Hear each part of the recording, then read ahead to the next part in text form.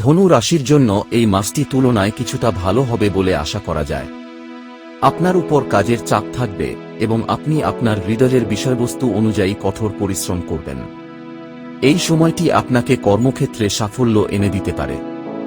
এই মাসটি ব্যবসায়ীদের জন্য উত্থান পতনে পূর্ণ হবে। মাসের শুরুটা দুর্বল হবে। আমরা যদি শিক্ষার্থীদের কথা বলি, মাসের শুরুটা আপনার জন্য ভালো হবে, কিন্তু আপনার একাগ্রতা বারবার ব্যাহত হবে। মেডিসিন বা সার্জারি অধ্যয়নরত ছাত্রদের সাফল্য অর্জনের দুর্দান্ত সম্ভাবনা থাকতে পারে। আপনি যদি পড়াশোনার জন্য বিদেশে যেতে চান তবে মাসের প্রথমার্ধে আপনার স্বপ্ন পূরণ হতে পারে। এই মাসটি পারিবারিক জীবনের জন্য উত্থান পতনে পূর্ণ হওয়ার সম্ভাবনা রয়েছে।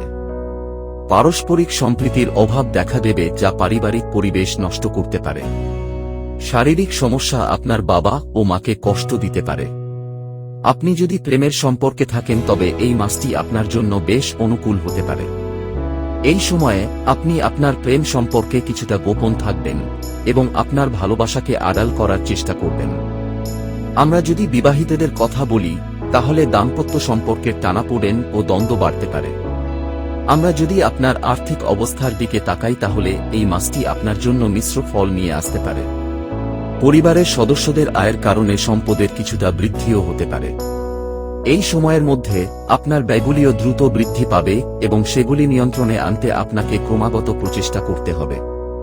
এই মাসটি স্বাস্থ্যের দিক থেকে কিছুটা দুর্বল হওয়ার সম্ভাবনা রয়েছে। এই সময় খুব সাবধানে গাড়ি চালান বা সম্ভব হলে এক সপ্তাহের জন্য গাড়ি চালানো এড়িয়ে চলুন, কারণ গাড়ি দুর্ঘটনার সম্ভাবনা থাকতে পারে।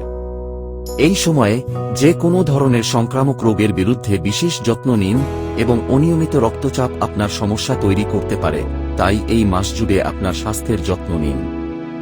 উপায়: আপনার রাশির অধিপতি বৃহস্পতি মহারাজের বীজ মন্ত্রের জপ করা উচিত।